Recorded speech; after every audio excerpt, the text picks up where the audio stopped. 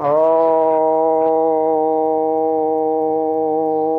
पूर्णमदः पूर्णमिदं पूर्णात् पूर्णमुदच्यते पूर्णस्य पूर्णमादाय पूर्णमेवावशिष्यते।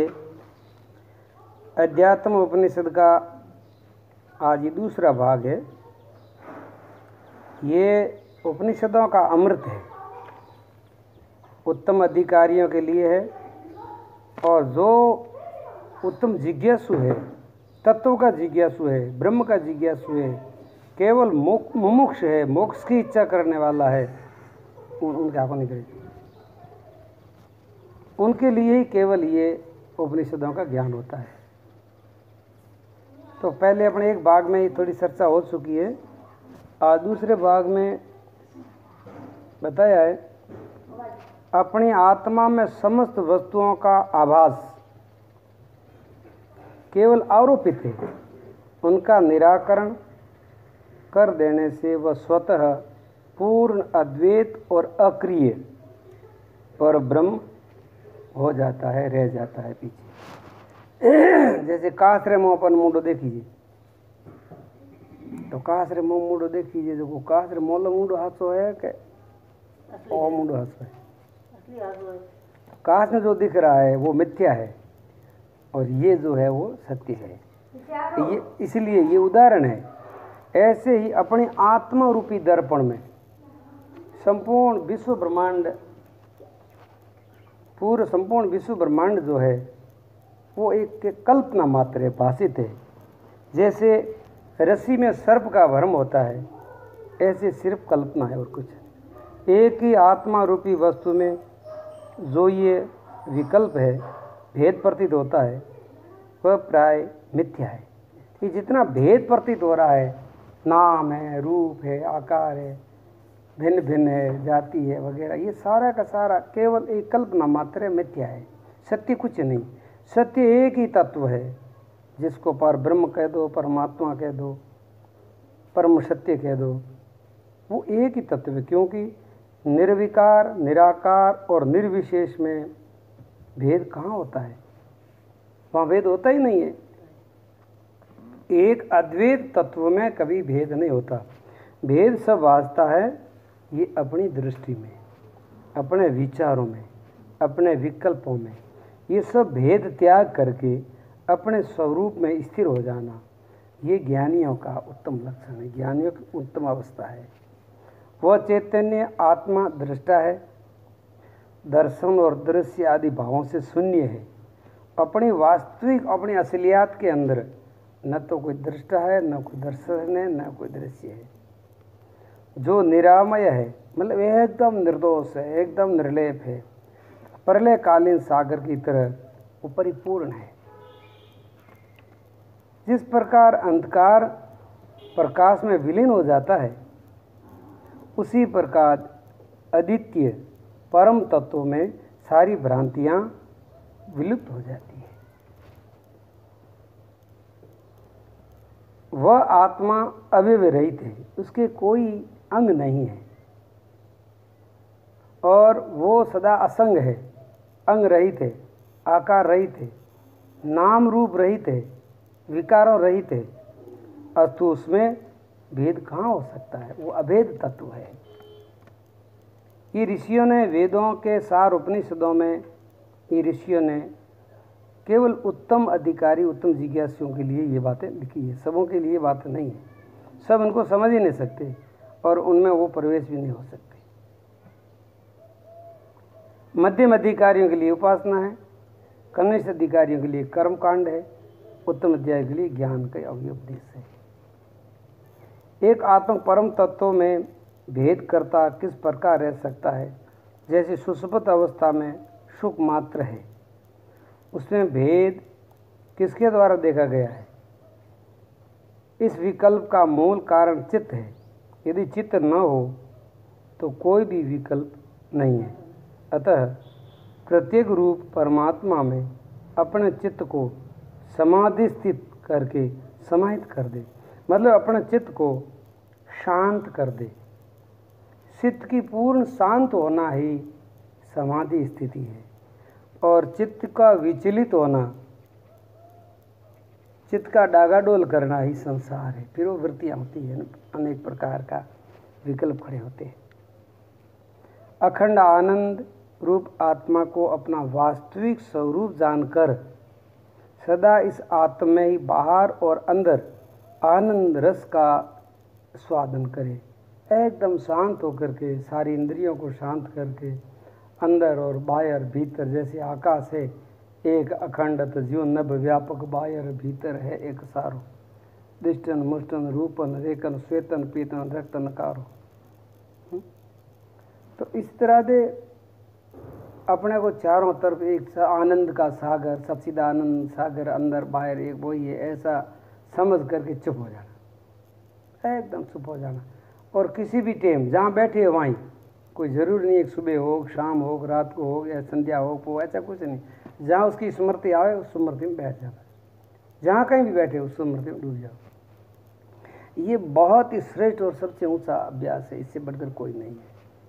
हाँ, तुम्हारे पास भीड़ तो नहीं होगी, भीड़ करनी है तो फिर नाटक करना पड़ता है, लेकिन ये केवल मोक्ष का मार्ग है, खुद के स्वयं आत्मा का।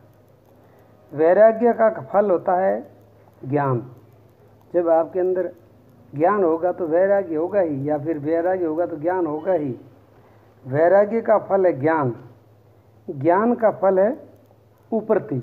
उपरति का मतलब है विषयों से ऊपर उठ जाना, शरीर से, इंद्रियों से, विकारों से, विषयों से, सब उनकी रुचि खत्म हो जाना, एकदम उपराम हो जाना। और उपरति का फल है आत्मा आनंद, और आत्मा आनंद से ही होती है परम शांति। इनके अलावा शांति का और आनंद का दूसरा कोई मार्ग नहीं है। उपयुक्त वस्तुओं में जो उत्तरोत्तर न हो उससे पूर्व की वस्तु निष्फल है। विषयों से निवृत्ति ही परम तृप्ति है, और आत्मा आनंद स्वयं ही अनुपम है। विषयों से निवृत्ति ही तो तृप्ति लाती है। विषयों की अभी तक लालसा है, जब तक तृप्ति तो हो ही नहीं सकती। माया रूपी उपाधि के युक्त जगत का कारण रूप सर्वज्ञत्व आदि लक्षणों से युक्त परोक्ष रूप से सबल ब्रह्म जो सत्य आदि स्वरूप वाला है, वही तत्शब्द से कहा गया है। उस सत्य को ही, सत्य आदि परम तत्व को भी शास्त्रों में तत् कहा गया है, और गीता में भी भगवान ने कहा है ओम तत् सत। ये परमात्मा के ही श्रेष्ठ नाम है। ओम ही वही है, तत्व ही वही है, ईश्वर है, और सत्य भी वही है। ये तीनों उनके विशेषण हैं, लेकिन विषय में वो एक ही है। एक के तीन विशेषण हैं। तो जो ब्रह्म सत्य आदि स्वरूप वाला है, मतलब सत चित आनंद स्वरूप है, उसको तत् कहते हैं। तत् शब्द से उनका व्याख्या लिखी है और उनकी प्रसिद्धि है। तत् शब्द से उनकी प्रसिद्धि है।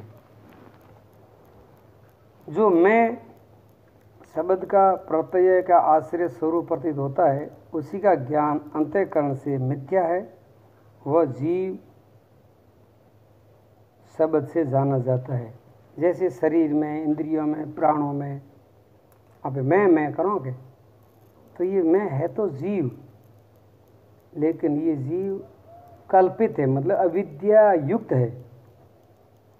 अब उसको अविद्या से बाद दे दोगे तो फिर ये जीव नहीं रहता, ब्रह्म हो जाता।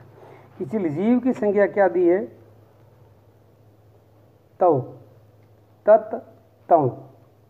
तत् का संकेत है ईश्वर की तरफ, और तव का, त्वम का इशारा है जीव की तरफ। तो त्वम में अविद्या उपाधि लगी हुई है, ठीक है। और तत् जब ईश्वर की बात करते हैं तो ईश्वर में शुद्ध सत्वगुण उपाधि है, और ईश्वर से परे परम तत्व जो है वो संपूर्ण उपाधियों से रहित है, वो परम सत्य है।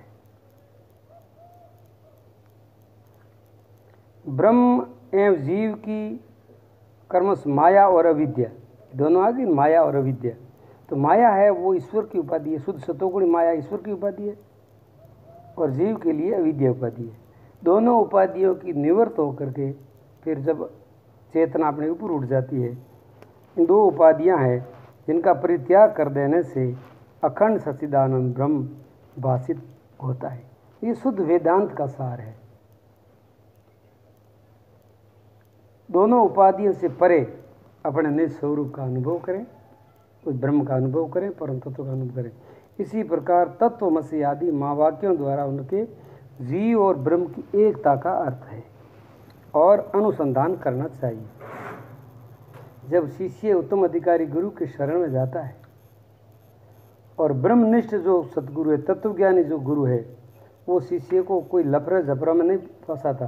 वो केवल यही कहता है तत्वमसि, तू ही वो चेतन तत्व है। अब क्या करना मुझे? तो कि इसका अनुसंधान करो, इनका चिंतन करो, पहले इनका श्रवण करो। पहले उनके गुरु की वाणी सुनी, श्रवण हुआ, श्रवण के बाद में उन्होंने मनन किया, मनन के बाद उसका अनुसंधान किया, निध्यासन किया। और उस जगह क्या होता है, जीव और ईश्वर एकता का वो अभ्यास करता है। और एकता के सफलता में जब उनकी एकता की सफलता मिल जाती है, जब उनकी स्वरूप निष्ठा हो जाती है कि मैं सच्चिदानंद आत्मनिष्ठ हूँ, ब्रह्म हूँ, ऐसी निष्ठा हो जाती है, जब वो कहता अहम ब्रह्मास्मि।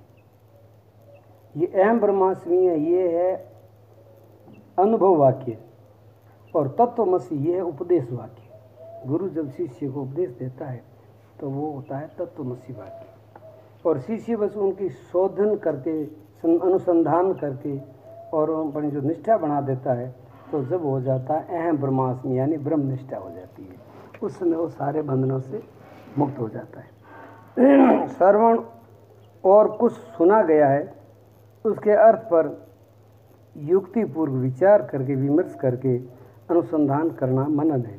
पहले श्रवण किया, श्रवण के बाद में उनका मनन किया, और मनन के बाद में श्रवण और मनन के द्वारा संदेह रहित होना, अर्थ में चित्त को स्थापित करना। जो शब्द सुना है उनका जो अर्थ है, अर्थ के अंदर डूबना, अर्थ के अंदर डूबना, एकता तत्व, एकता का अनुभव करना, प्राप्त करना, बार बार उनका निध्यासन करना।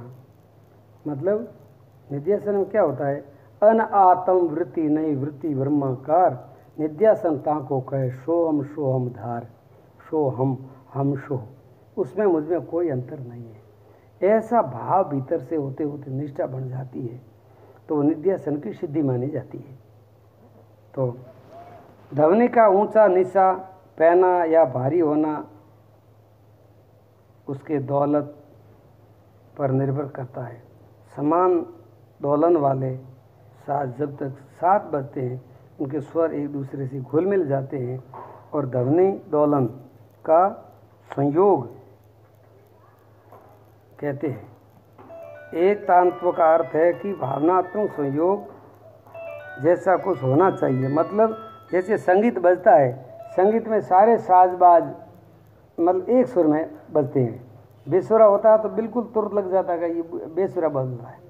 तो अपने भी भीतर में सारा ये जीवन का साज समाज जो है कि उनको एक संगीत में डाल देना, एकाकार में, सब एकाकार कर देना, अलग कुछ भाषा ही नहीं, अलग महसूस ही ना हो। ये ब्रह्म ज्ञान की स्थिति होती है, तत्व ज्ञान की स्थिति होती है। इनके पश्चात धाता ध्यान का परित्याग करके ध्येय में ही चित्त को स्थापित करना। अब इसमें तो क्या था कि ध्याता ध्यान और ध्येय तीन त्रिपुटी होती है। इन तीन त्रिपुटी में फिर अपना चित्त ध्येय में लीन होता है, बार बार उसमें लीन होता है, फिर निकलता है, फिर लीन होता है, फिर बाहर निकलता है, फिर लीन होता है। ऐसे करते करते वो वायु रहित स्थान में रखे हुए दीपक की तरह जब निश्चल बन जाता है, जब वे उनके समाधि की स्थिति बन जाती। जैसे बैठे हैं, बैठे बैठे एकदम शांत हो गए, बिल्कुल कोई अंदर हलचल नहीं है, एकदम बस शांत। भले वो थोड़ी देर के लिए हो, लेकिन वो आपके समाधि की पहचान है। अब इससे ऊंची स्थिति दुनिया में कोई महापुरुषों की नहीं है। यहाँ पहुँच तो महापुरुष हो जाता है, वो उनको आत्म तत्व का अनुभव हो जाता है। यार मैं तो वो हूँ, मैं शरीर थोड़ा ही हूँ, मैं तो सच्चिदानंद ब्रह्म हूँ। आहा, बात खत्म हो गई। अब मरेगा कौन? शरीर मरेगा, आत्मा थोड़ी मरती है। ऐसा उनको अनुभव हो जाता है, पक्का हो जाता है। समाधि की अवस्था में वृत्तियां केवल आत्मगोचर होती है, इसके कारण प्रतीत नहीं होते, किंतु समाधि में से उठे हुए साधक की उन उन्नत वृत्तियों का स्मरण द्वारा अनुमान लगाया जाता है। अब कोई कहते हैं कि समाधि में जाने के बाद में जब वापस बासा शरीर में आता है तो उनकी वृत्तियां होती कि नहीं होती है? वृत्तियां होती है, लेकिन वो वृत्तियां फिर कैसी होती है? वो वृत्तियां भूंजे हुए बीज जैसी होती है, दोबारा जन्म धारण करने का उनमें ताकत नहीं रहती है। वृत्तियाँ रहती है क्योंकि प्रकृति का शरीर है, ये प्रकृति ये शरीर है, प्रकृति से इंद्रियां हैं, प्रकृति से प्राण है, प्रकृति से वह अंतःकरण है, तो वृत्तियाँ चलती है, लेकिन वो एक उदासीन भाव से, मतलब वृत्तियाँ उनको कोई जलमरण का कारण नहीं बनती, क्योंकि वो किसी से लगाव नहीं है। अभी वृत्ति में आसक्ति होती है तो वो वृत्ति जन्म का कारण बनती है, और वो केवल इंतजार करता है कि शरीर है, जब तक ये वृत्तियाँ थोड़ी बहुत चलती है, फिर शरीर समाप्त होती है, वृत्तियाँ अपने आप समाप्त हो जाए, अपने को करनी नहीं पड़ेगी, क्योंकि मैं उनके प्रति अपना आग्रह ही नहीं, बस अब तो अपनी मस्ती में। इस अनादि जगत में करोड़ों कर्म एकत्र हो जाते हैं, किंतु समाधि के द्वारा उनका विलय हो जाता है और शुद्ध धर्म की वृद्धि होती है। अब उसमें क्या होता है कि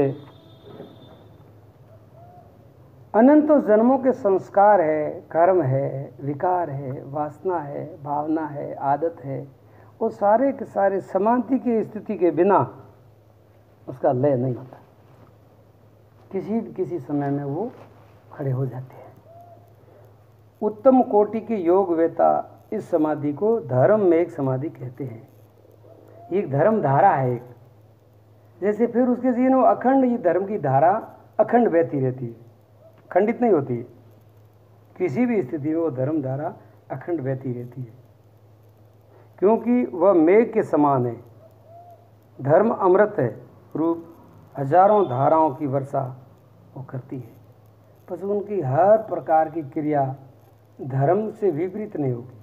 वो बोलेगा तो भी धर्म से विपरीत नहीं होगा, वो दृष्टि डालेगा तो धर्म से विरोध नहीं होगा, वो सोएगा तो भी धर्म, जागेगा तो भी धर्म, बोलेगा तो भी धर्म, जो कुछ उनकी क्रिया होती है वो धर्म युक्त होती है। मतलब धर्म स्वरूप एक धर्म की बरसात होती रहती है हमेशा के लिए।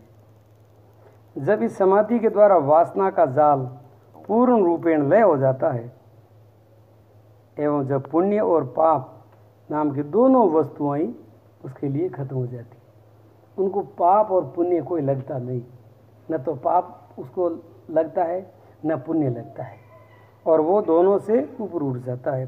तब तत्वमसि आदि वाक्यों के माध्यम से पहले प्रोक्ष ज्ञान प्रतिभाषित होता है और बाद में हस्ताकमल के वक्त अप्रोक्ष ज्ञान भी तत्व ज्ञान प्रकट हो जाता है। पहले उनको प्रोक्ष ज्ञान होता है, उसके बाद में अप्रोक्ष ब्रह्म ज्ञान होता है। तो ये अध्यात्म उपनिषद का जो अमृत वचन है दूसरा भाग यहाँ समाप्त होता है। एक भाग कल और हो सकता है तो कर लेंगे थोड़ा सत्संग। बोलिए सच्चिदानंद भगवान की जय हो। ओम पूर्णमदः पूर्णमिदं पूर्णात् पूर्णमुदच्यते पूर्णस्य पूर्णमादाय। ओम शांति शांति शांति।